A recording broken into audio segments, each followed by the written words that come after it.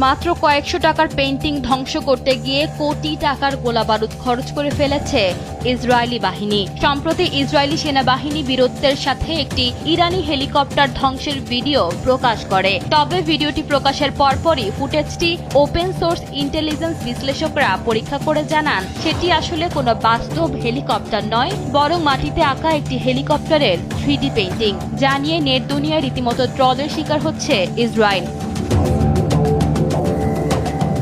সামরিক বিশ্লেষকরা মনে করছেন মাটিতে একটি ডামি বা ছবি আঁকতে খরচ হয়েছে মাত্র কয়েক ডলার, আর হেলিকপ্টার ভেবে সেই ছবিটিকে ধ্বংস করতে যে উচ্চ প্রযুক্তির ক্ষেপণাস্ত্র বা বোমা ছোড়া হয়েছে তার দাম কয়েক মিলিয়ন ডলার। বিশ্লেষকদের মতে এই ধরনের কৌশলের উদ্দেশ্য হচ্ছে প্রতিপক্ষের অপারেশনাল সক্ষমতাকে ধীরে ধীরে ক্ষয় করা এবং ব্যয়বহুল সামরিক সম্পদ ভুল লক্ষ্যবস্তুতে ব্যবহার করতে বাধ্য করা। কৌশলগতভাবে গুরুত্বপূর্ণ কিছু স্থানে অল্প খরচে তৈরি করা এই চিত্রগুলো দূর থেকে বাস্তব সামরিক সরঞ্জাম বলে মনে হয়। এর ফলে প্রতিপক্ষ বাহিনী সেগুলোকে প্রকৃত লক্ষ্যবস্তু মনে করে উচ্চ মূল্যের ক্ষেপণাস্ত্র বা বোমা নিক্ষেপ করেছে, যার ফলে ব্যাপক আর্থিক ক্ষতির শিকার হয়েছে ইসরায়েল।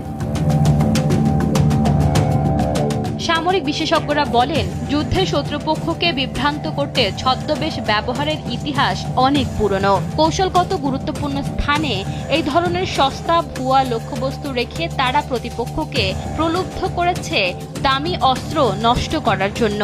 এতে একদিকে যেমন আসল সামরিক সরঞ্জাম সুরক্ষিত থাকছে, অন্যদিকে প্রতিপক্ষের পকেটে টান পড়ছে। ভিডিওটি নিয়ে সামাজিক যোগাযোগ মাধ্যমে নানা আলোচনা শুরু হলেও এই বিষয়ে যুক্তরাষ্ট্র বা ইসরায়েলি সেনাবাহিনীর পক্ষ থেকে নতুন কোনো মন্তব্য এখনো প্রকাশ করা হয়নি।